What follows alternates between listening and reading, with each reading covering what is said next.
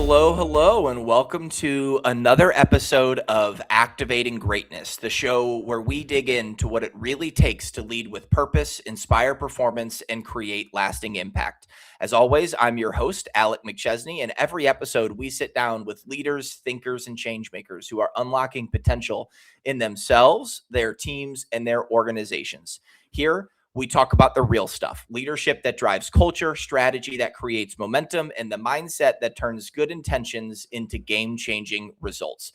Because greatness, it isn't a title, it's a choice. It's something you activate every single day. So thank you. Thank you for listening, for showing up, and for being part of a community of leaders who refuse to settle for good enough. Now, let's dive in and meet today's incredible guest. Today's guest is Jeremy Maskel, Chief Communications Officer for Omaha Public Schools, and a leader who believes deeply in the power of clarity, alignment, and internal communication. Jeremy's work centers on a reality many leaders experience every day. You can leave the same meeting with 10 people and walk out with 10 different stories about what was said, what matters, and what happens next. Those gaps in understanding create misalignment, erode accountability, and slow execution. Jeremy brings a disciplined, thoughtful approach to communication using tools like audience targeting, storytelling frameworks, and message prioritization to help organizations move from confusion to clarity and from activity to action. And Jeremy, those who have listened to any episode of the Activating Greatness podcast know that I am fired up about the topic of communication. And here we are recording on March 4th at 9:07 Central Time. And I'm ready to run through a brick wall just by talking about from confusion to clarity. And our journalism backgrounds and storytelling has me ready to go. But before we dive in any further, want to give you an opportunity to maybe introduce yourself a little bit further to those who maybe aren't familiar with Jeremy yet. Well, good morning, Alec. Thank you so much for the chance to be here. I'm really excited about the conversation we're going to have today, and I've enjoyed listening to the podcasts that you and the team have released so far, taken a lot of lessons from it. So, as you mentioned, I have the privilege of serving now as the Chief Communications Officer at Omaha Public Schools, and it really represents kind of a full circle moment. For 10 years before moving into education, I worked in broadcast news across Missouri, Iowa, and here in Omaha, Nebraska. There's actually video of me as a kid after watching newscasts, interviewing my aunt and uncle visiting from Chicago about their trip, setting up a little outdoor Today Show set in our backyard. So though that seemed predestined in a way, I also almost became an educator and decided it'd be easier to start in a school of journalism and transfer to education than the other way around. So then in the second career chapter, to get to support incredible educators doing great things for brilliant young people, it's just a gift. And so when you talk about clarity, action, outcomes, being someone who has the gift of helping drive that for the people we serve is just such a joy. So I could talk all day about communication across fields and professions. Jeremy, we aim for 35 to 42 minutes for these episodes, and I think that might be a little bit of a struggle for us to keep it confined to that time, because I went down memory lane maybe a week or two ago and just started going on YouTube and typing in Alec McChesney, and I was finding the videos of me in senior year of high school.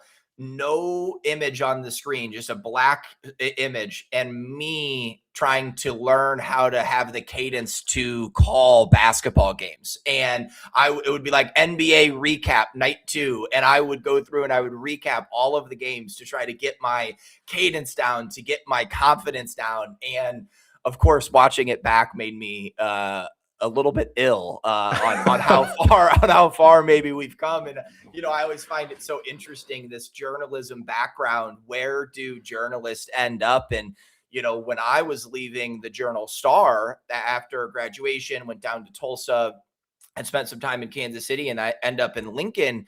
And I was thinking, I got to go. I'm going to go back to school. I want to teach journalism, or I want to find a way to use journalism to make me more effective, but I knew that the newspaper was not going to be the place where I stayed forever, just because some of the frustrations that I was having, and eventually landed in marketing, and that led to sales. But I always come back to journalism, the ability to communicate effectively, the ability to write, the ability to ask good questions will make you successful in any field that you are in. And so anytime I go back to talk to high school students or college students, I'm like, go take a journalism course, like go join the student newspaper, learn how to interview people, learn how to ask questions, and you will learn to be a better communicator. So before we get started, I just went on a tangent. I want to give you an opportunity to add anything else to that. This is not about journalism.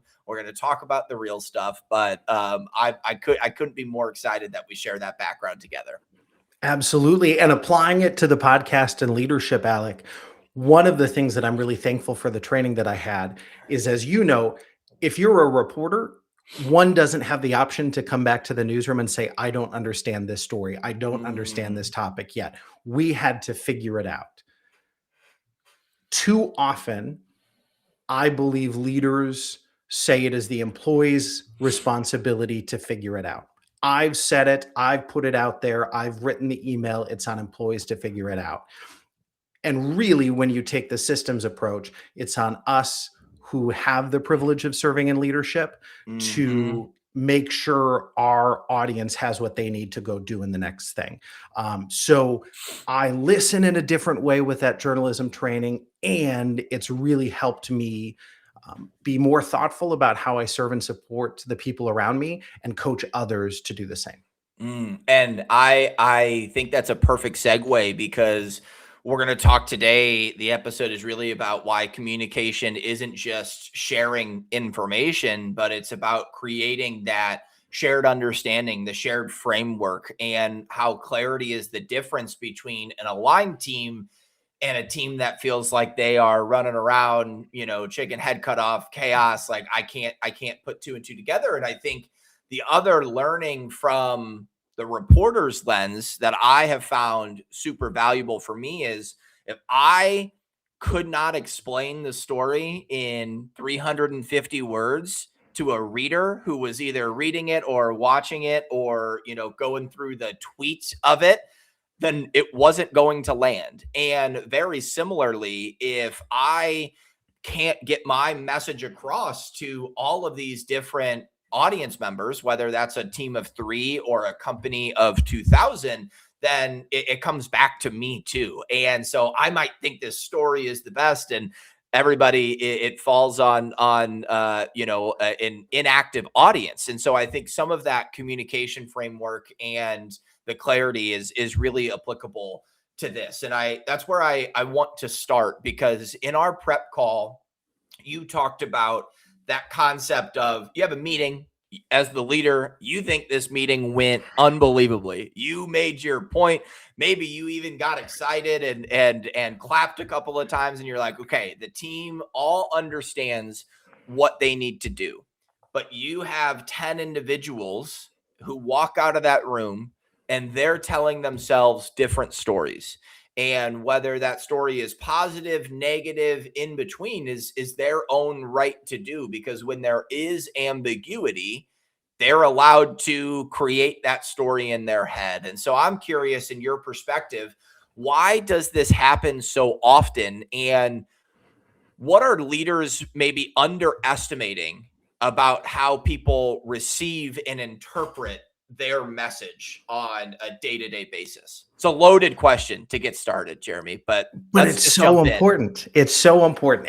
And we see it across organizations, across professions, right? 4 people leave the meeting saying the takeaway is the sky is blue. One says it's purple. Another says it's sprinkles. And that's what starts the post-meeting meetings, the Slack channel that leadership isn't a part of, and all of that debriefing and conflict, perhaps anxiety. A number of things in what I observe and in my experience come into play there. One is we overestimate others' attention span and ability to plug in. So depending on the time of day, depending on what else is going on, the people from whom we're asking for time, attention, and action have had all sorts of things happening to them around them. There's things at work, outside of work, things back home with family. And so we have to flip the script of they need to pay attention to what we're saying to we need to make sure we're designing an experience and information sharing two-way communication that gives the people around us what they need to do what we need them to do. So for instance, what's the point? What's the point of this communication? The communication in and of itself is not the end. Too often we think of it as that piece on the checklist. And once we've sent it out, once we've released it, it's done. Strategic communication is a way to achieve a different future state. So what's the challenge or the opportunity before us that we want to take on? Who do we need to get there? What do we need them to do differently? And that's where strategic communication comes in. So do we know the point? What's the outcome? Can the leader explain it clearly? And you touched on that, Alec, that so often you hear people retreat into jargon, complexity, abstraction, and well, that feels like a safety blanket in the moment. That is a key to creating uncertainty. So how would our audience speak about it? Would they use the same terms that we might in the planning meeting, but how do we put it in their terms? And we know in education, once a student can take a topic, put it in their own words and explain it to somebody else, that's the highest, one of the highest levels of understanding of something. So our leaders need to demonstrate that. And then are there two-way feedback loops? I knew as a journalist, it was my job to keep asking questions until I understood it and could relay it like you did. Is there psychological safety in the space, whether that's virtual or in person, small group or large, for somebody to ask a question? How can a leader check for understanding? Are there key takeaways in that conversation or that presentation that you can get feedback on and make sure, are we making that explicit for people instead of just throwing all sorts of things out there and letting people pick their own takeaways? I am trying to get better at responding to these answers on this dang show because I always say, I love it. I love it. I love it. And at the beginning of the answer, I was like, I'm not going to say it. I'm not going to say it. But now here I am. I love it, Jeremy. It sets the table for everything that we want to talk about. And I think there's going back to the beginning of that answer, I asked, how do leaders or what do leaders underestimate? And you kind of flipped it on its head, talking about we're overestimating that they're dialed in, that they haven't been getting text from daycare or from their spouse or from their mother-in-law, and that they are 100% focused on this message. And I think when you start at the whole human level, it allows us to understand how we can communicate more effectively. And what I find really interesting about this is the way that I receive information is way different, Jeremy, than the way that you will receive it and the next individual. And somebody might need that one-on-one time because they're not comfortable. They don't have that psychological safety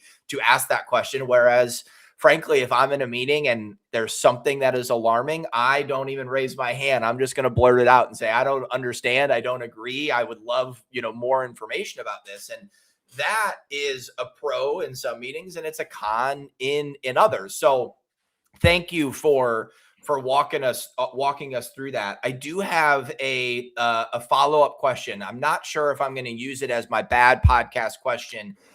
We'll decide maybe as we go through this episode. But when we talk about communicating, there's this balance of transparency as a leader. I just need you to know what you need to know. And so I'm going to come in and this decision was made. And I think back over the last 6 years, feels like every decision in schools, in business, healthcare has been crazy. Like it's a big decision from COVID to remote to back to office, work from home, everywhere in between. And there's this balance of I want to over communicate and be really transparent. And I want to just tell them what matters for the role that they're in.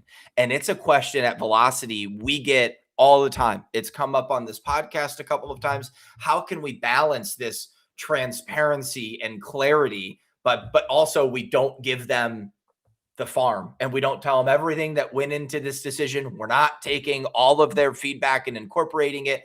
I lied. This is the bad podcast question because this is a heavy question right out of the gate. So Jeremy, amongst all of that rubbish that I just went through, how do we handle this? How, as communicators and leaders, do we handle wanting to be transparent, but also not opening up the can of worms to include every single thought process that the team has had to get to this final decision?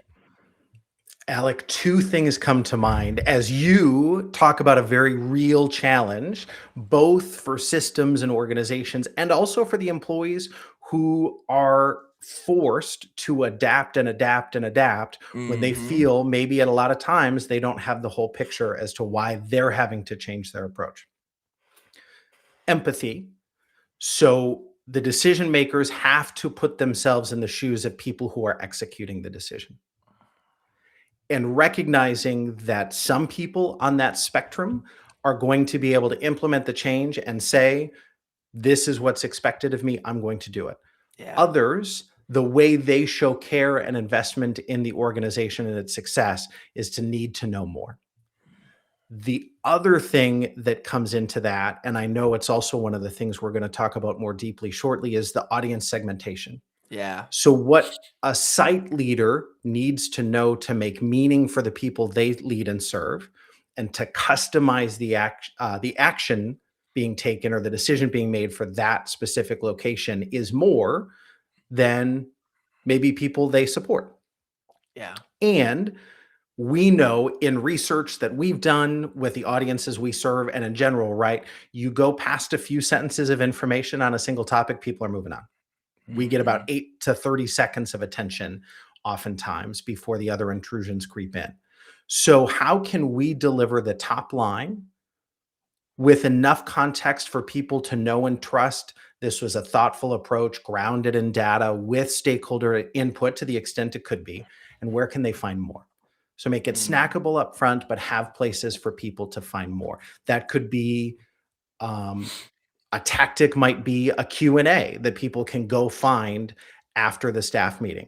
That might be feedback loops. That might be two-way communication opportunities where after getting the initial download of new information, they can come to a subsequent conversation to learn more. We've found, both in researching other best practices and what we do, that is a helpful approach because you're right. If you lead through every conversation over the course of a year-long decision process and it's 5 pages printed when you send it out in the memo, people miss it. And that's, again, where you're throwing so much out there, people can latch on to different things and find or create their own takeaways. Oh, gosh. All right. I'm glad I asked that question because it also sets us up for this ladder of inference that it feels inevitable now that I don't have a conversation about this at least once a week in our conversations here at Velocity. It's something that you were really passionate about in our preparation for this. And, we talk about the ladder of inference and how people fill in gaps with their own assumptions and experiences. But I just want to throw a general question, Jeremy, because I think you're more of an expert on this than I am. And that's why we have you on the show. Walk us through the ladder of inference from your perspective and how that takes shape inside organizations. I'd love to start there. And Alec, I have to say, far from an expert, but someone who is learning and interested and curious about it. So I love that. I love that. In my own sentence, I would say how I think about it is the process through which we get from learning, that could be data, an idea, an observation, to taking the next step.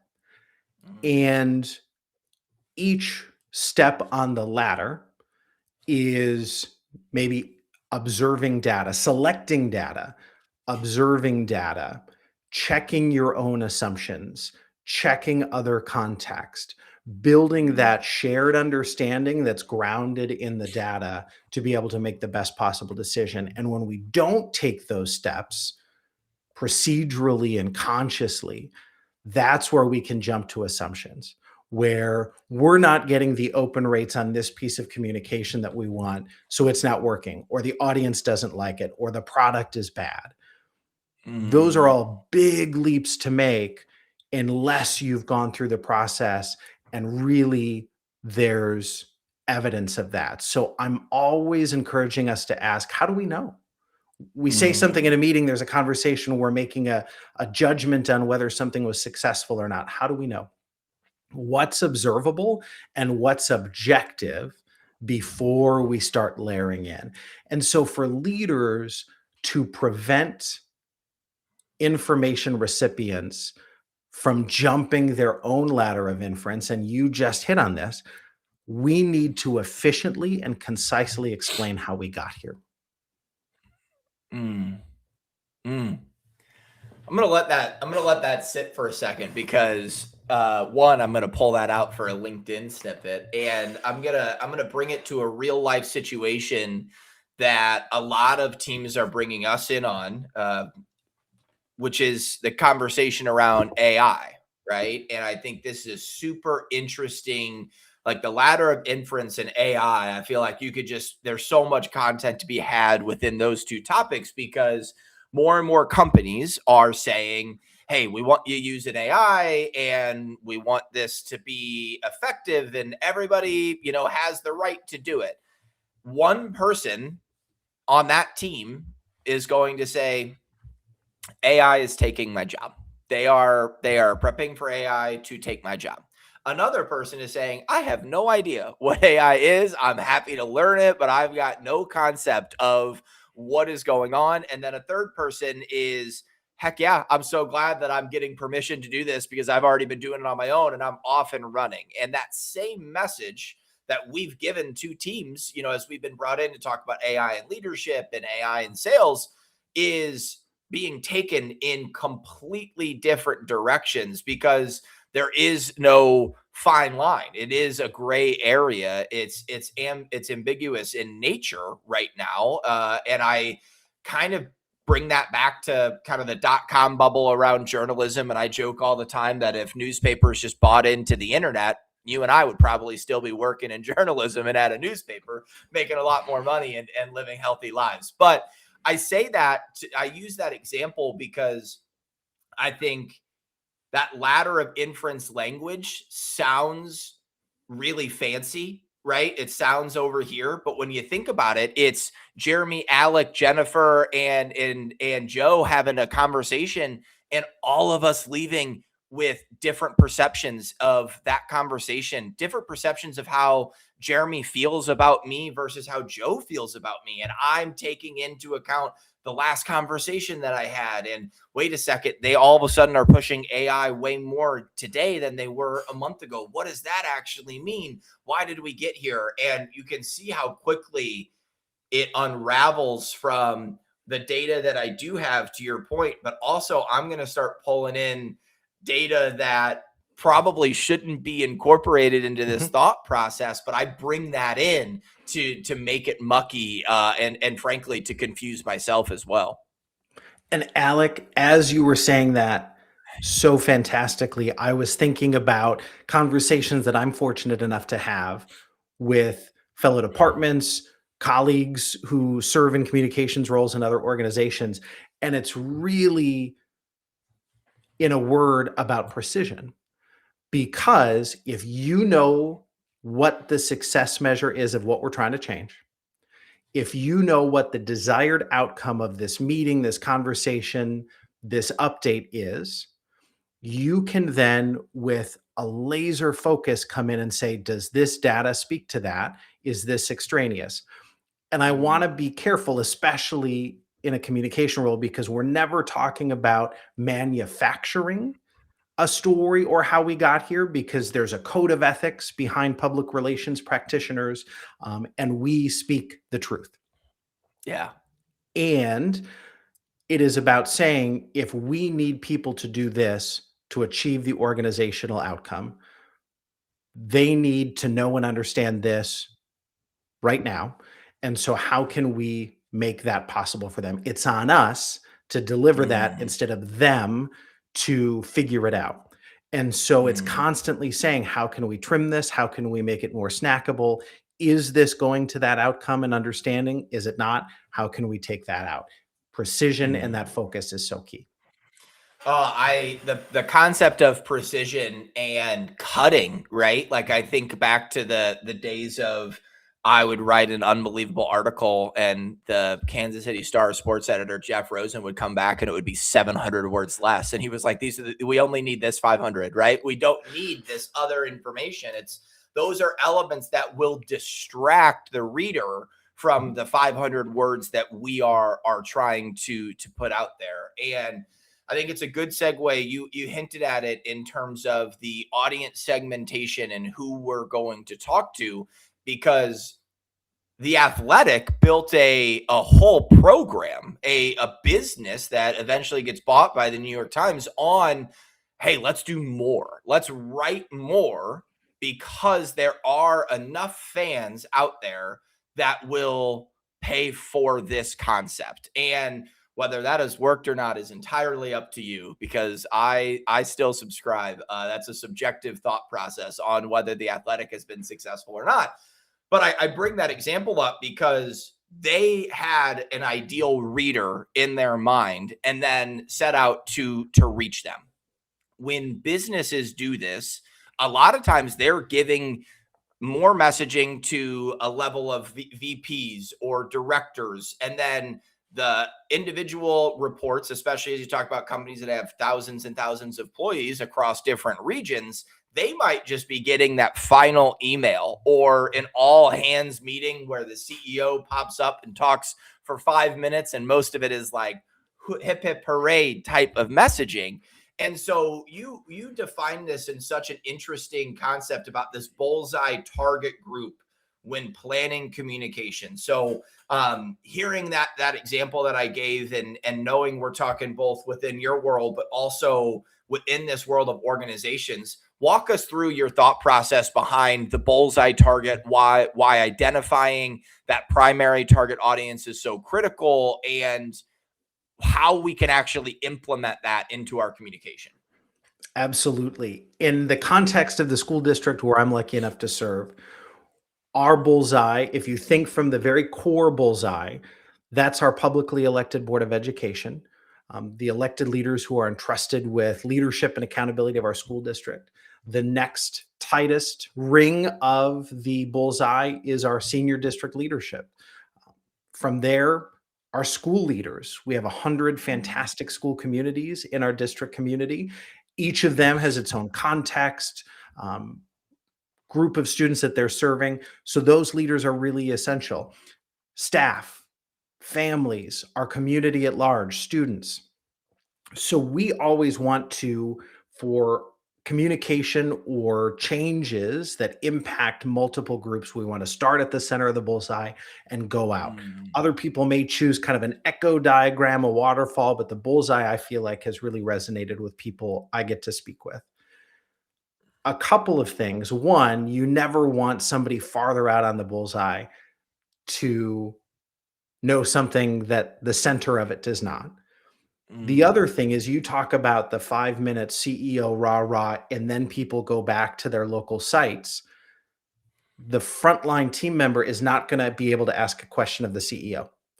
And Mhm. so if they ask the next ring in toward the bullseye, their manager, their site leader, and the site leader says, I found out the same time you did. I don't have any other information. We don't know. That immediately erodes trust in what's to come. And so we have to equip people once they know to then become key communicators in and of themselves to the extent possible for that outward group. Because when what the CEO is saying in the television interview matches what the site leader is telling the people they serve, matches what maybe a newer employee is telling people at book club, that's Mm. when the company earns the greatest level of trust.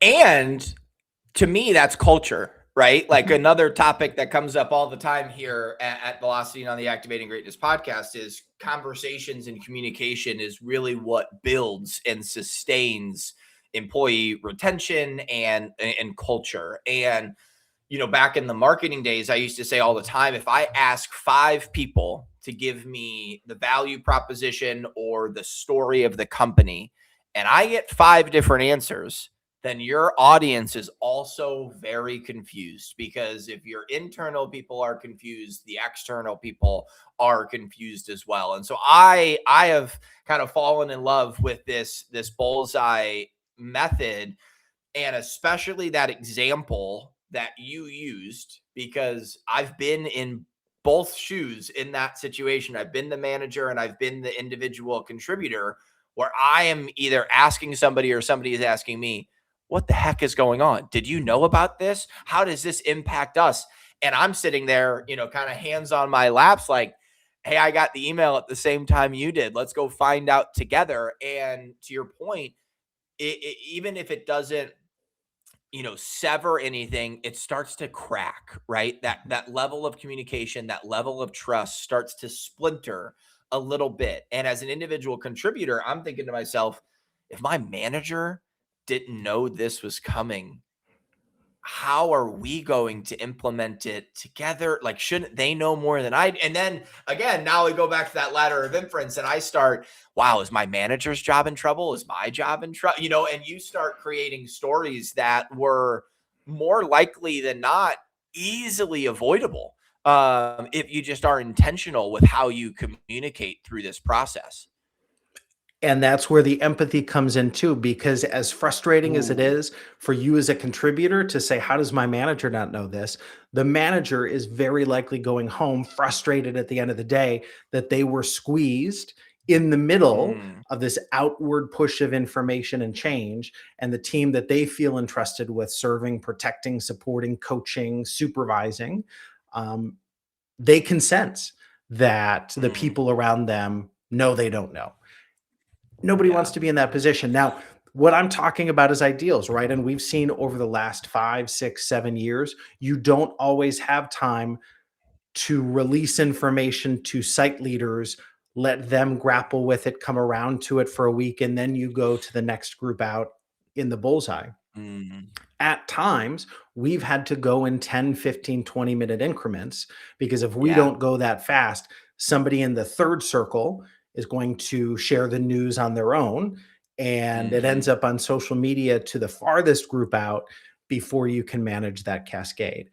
So we acknowledge that, and we talk openly. I love getting to talk with emerging leaders in our organization and other colleagues, coworkers, about how they experienced that. And I share some of the why, that this is our intent.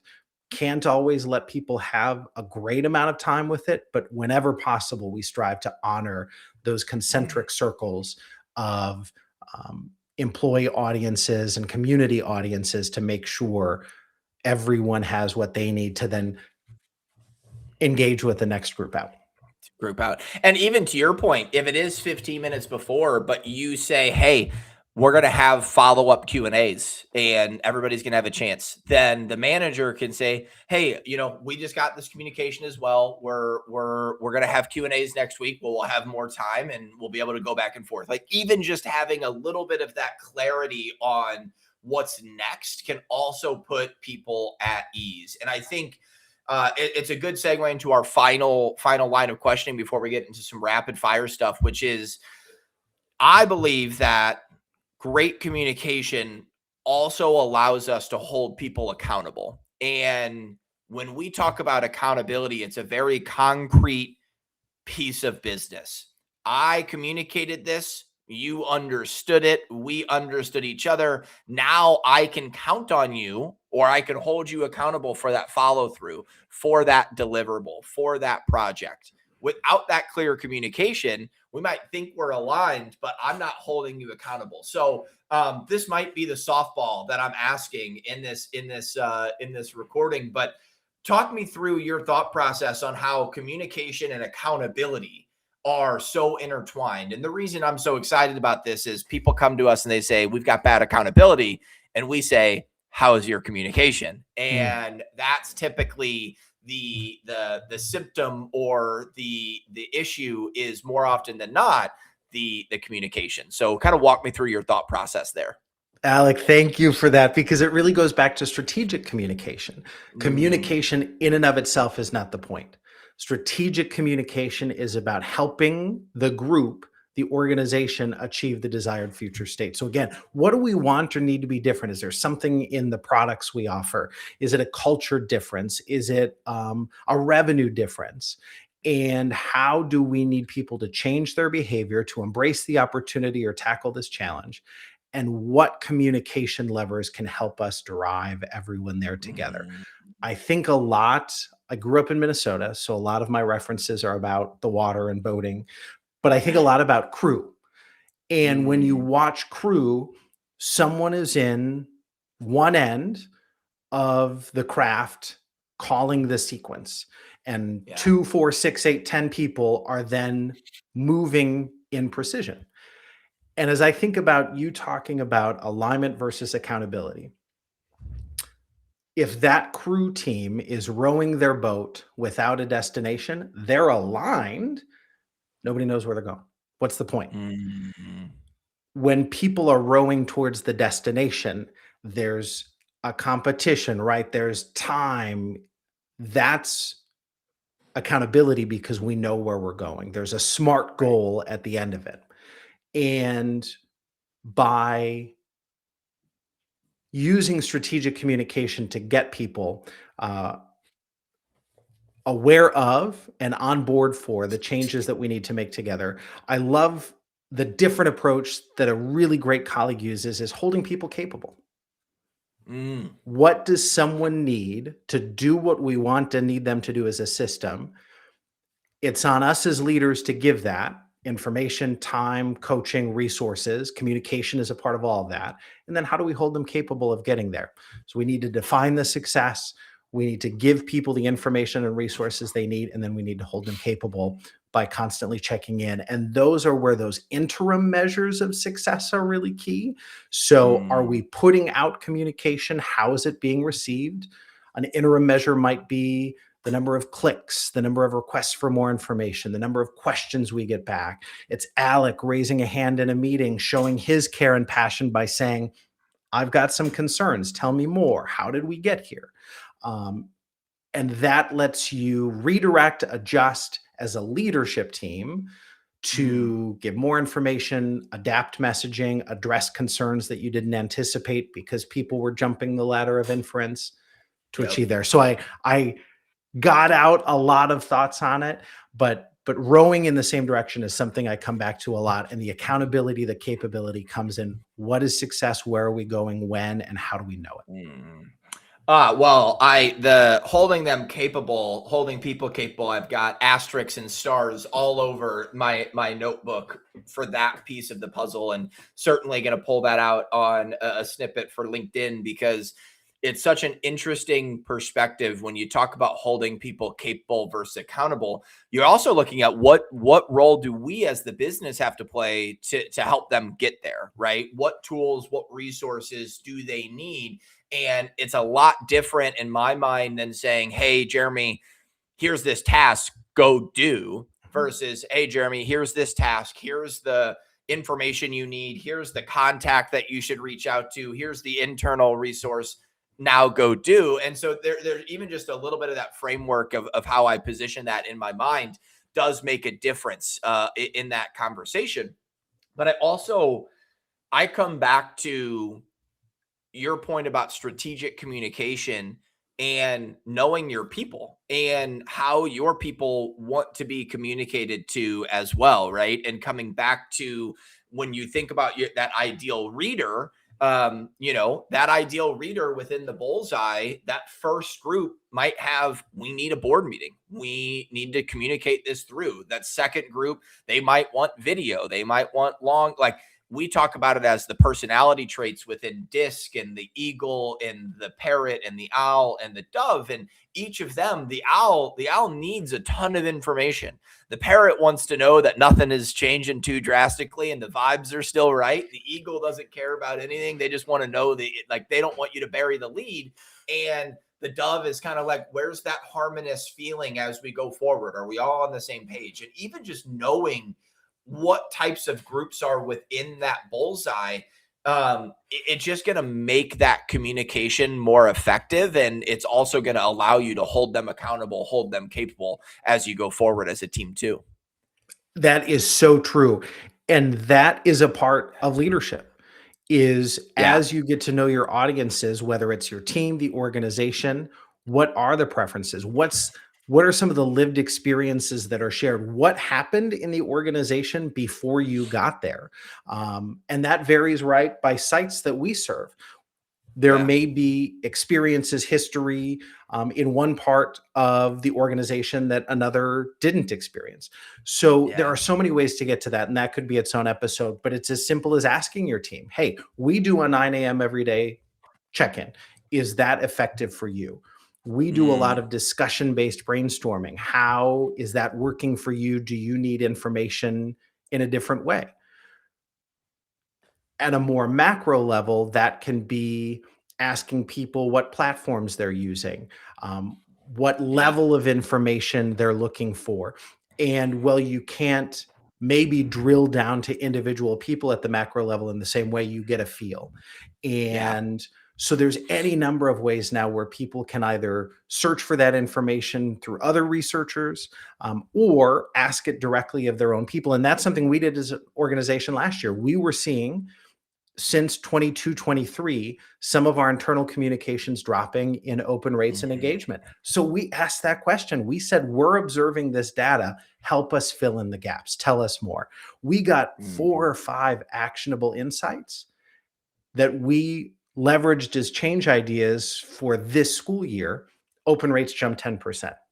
And what that means is, by listening, asking questions upon which we can act, making those change ideas, we have about 1,000 more people this year engaging with information they need to help us get where we're going as an entity, which is really exciting. I just want to double click before we move on to the rapid fire questions on the asking questions that you're prepared to act on, because we hear all the time in an employee engagement, employee survey world, we ask these questions, you get a ton of feedback, and it's like, yeah, well, we're not going to change that. Well, yeah, we're not. And then you almost bait and switch or pull the rug. You're asking for this feedback, and someone's like, hey, I actually would love this. Or there's a large percentage of people that feel heard suddenly, but if it's not acted on, that trust, again, we talk about eroding that trust. It takes time to build trust, but 1 or 2 decisions can really break it. So, Jeremy, selfishly, this is one of the episodes that I have been most excited for, because communication for me is the bedrock of all successful relationships, personally and professionally, not to mention your background, but I firmly believe that when people listen to this, they're going to have actionable insights on how to communicate better and more effectively. So I really appreciate you taking the time to share this expertise with us. And I'm excited to have people listen to it, but I'm also excited to put you on the spot here for 4 rapid fire questions that we're going to run through, and we'll see if you can actually stay in the 30-second time frame for these, because nobody has been comfortable staying at the 30-second time frame through 15 or 16 episodes now at this point. So, question number 1, what is one leadership habit that you rely on every day, no matter what? My mornings. And this is recent. This has been a growth journey for me. Tell me more. In the role in which I'm lucky enough to serve, the gift I have is to be able to be there for other people throughout the day. There's a lot of inputs coming our way. There's a lot of decisions. There's a lot going on in an organization as large as we get to serve in. And so how can I use the start of my day to energize and charge up to be there for other people. So as recently as the last year, I have really protected that first hour, hour and a half that I'm up in the morning. The things around me, the TV's not on, music's not playing, my phone's not open. I'm getting better at that, but I'm just having coffee and still with myself and what I want the day to look like. And that helps me charge up. So the alarm goes off weekdays at 4:50 in the morning, which is really tough. And there are days that I would rather delay that. But by giving myself that time in the morning, I feel, in addition to the work product I can produce, I feel how much better I am for those around me throughout the day. And I've already missed the 30-second mark, Alex. So sorry, that's 17. But it's a great. Yeah, you did, but it's a great answer, and it is a recurring theme of the leaders. So much so that I joked to my wife, we've got an 11-month-old at the house, and so I used to be more of a morning person, and now I'm like, if Maxine is sleeping, I'm not a morning person. But today I woke up bright and early, took my boxing class, and you feel better, and it's just something that. I feel like I can't turn left or turn right and not have somebody hitting me in the face with like, hey, get up a little earlier, have some time to yourself, build it out. So I'm going to allow the extension on that one. We'll move to question number 2. What's the most underrated skill that a leader needs in order to succeed today? It is a challenge to think about one. I would say focus, because that unlocks prioritization, unlocks stress management, unlocks your ability to be there for the team. And there's so much going on. There's so much we want to do. There's so much we may hold ourselves accountable for that we're not responsible for. So what is our lane? Where do we maybe have influence to help others achieve their objectives? But we need to focus in on what we're supposed to and let that be. That's a perfect answer. That's coming out on LinkedIn. You'll see that at some point over the next week or two on LinkedIn. And I'm really happy you said it, because I just as part of my HBR, the Harvard Business Review subscription, I get a free ebook every quarter, and they have 4 options. And one was strategic planning, one was communication. I don't remember the third, but the fourth was focus. And I, as somebody who is very good at chasing shiny objects, as a leader, said, all right, HBR, I get it. And so I just downloaded it yesterday. So I'm very excited to read that, but also, the way that you positioned that was fantastic. Question number 3. What is one thing on the opposite side of this spectrum? What is one thing that you believe great leaders should stop doing? 24/7 intrusions, and I'll say intrusions, into the team they serve's lives. Part of the reason that I knew it was maybe time for a career change was the 24/7 aspect of my previous profession. And at 23, working holidays, being on call is one thing. For you, as you and your family welcome Maxine and other priorities take place, right? That calculus changes. And so I know the team I get to serve is going to do better and feel better and stick with me longer if I respect that they need time as well. And so that you can feel it when teams are always operating in emergency level, and that's not sustainable. That doesn't lead to great work. I don't need to add anything to that. Everybody listen to that one. Question number 4, final question before we get into the end here, is what's the best leadership advice that you've ever received, Jeremy? The teamwork is beautiful. And forgive me, because there's a story with this, but when I worked in small town Iowa, it was a beautiful experience and I learned so much, and I'm so thankful for it. But because our newsroom was really small, I did a lot of the work to bring something from concept to air. So I was out shooting my own story, writing it, editing it, producing certain aspects of it. They call it a one-person band in smaller towns like that. And as I was looking at different markets that had a more robust newsroom staff, and there were more producers, there were assignment editors that would have things to say about story selection. A photographer would capture the video and audio and edit the story that the reporter might write. I had a really Yep. great mentor and leader in that organization who said, "You're really used to, Jeremy, doing it on your own. And that works for you. And I'm excited for what's next for you. And you're going to have to approach it consciously and differently." Mhm. And my number one Clifton strength is activator. And so I want to jump in and put things into action.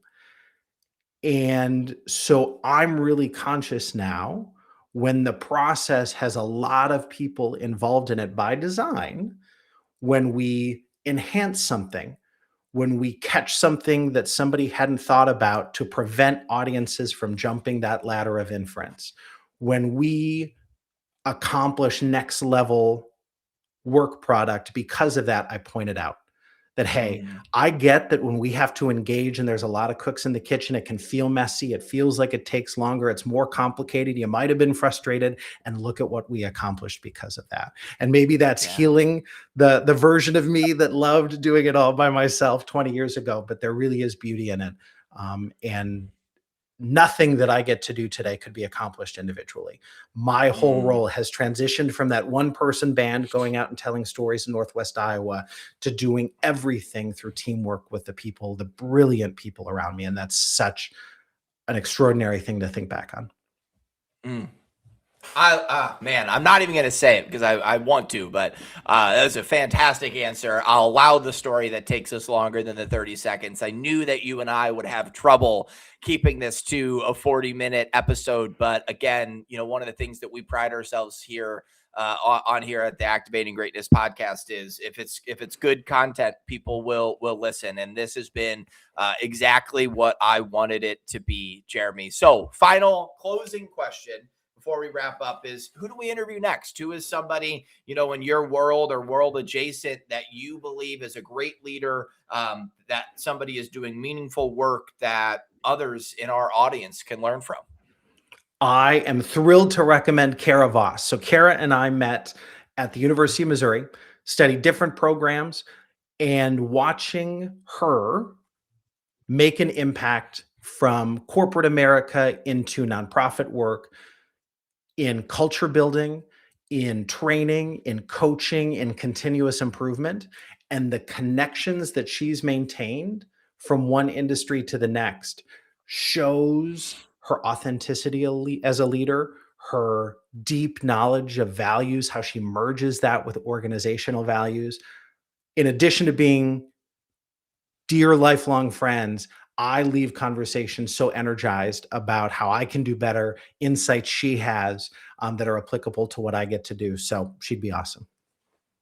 Well, she's gonna watch that video because I'm gonna pull that snippet and I'm gonna send it to her and say, "This is what Jeremy said about you." So you have to. I'm gonna guilt her into being on the show because that's exactly the type of stories that we want to share. And Jeremy, even the role that you're in with Omaha Public Schools as a chief communication officer, the reason that I reached out to you was leadership comes from all different perspectives, all different stories, and your ability to communicate so effectively to me over the last 53 minutes has me ready to run through a brick wall. And it also has me ready to change some of my communication style to the sales team that I'm working with here at Velocity, because so much of this was actionable. It was easy to understand. And I feel like anybody who's listening to it is going to take a lot out of it. And as you are listening to it, and you made it to the end of this episode, make sure that you are leaving that 5-star review. You're commenting saying, Jeremy is our favorite guest so far. Omaha Public Schools is so lucky to have him. leave it the 5 stars, download it, all of the above, because although I think this is episode 16 or 17. We've got 65 planned in 2026. I still got to prove that this works. And so I would love for your feedback, would love for you to reach out if you want to be on the show, or if you believe that your boss or manager or leader should be on the show as well. Jeremy, again, I can't thank you enough for taking the time out of your day to share your expertise with us. I think this is going to be a great episode because you have been a fantastic guest. Alec, thank you. I enjoyed it. And thank you for your work in helping leaders learn and grow too. Absolutely. Well, as always, to everybody listening, thank you so much for being a part of a community of leaders who refuse to settle for good enough. And we'll see you next episode.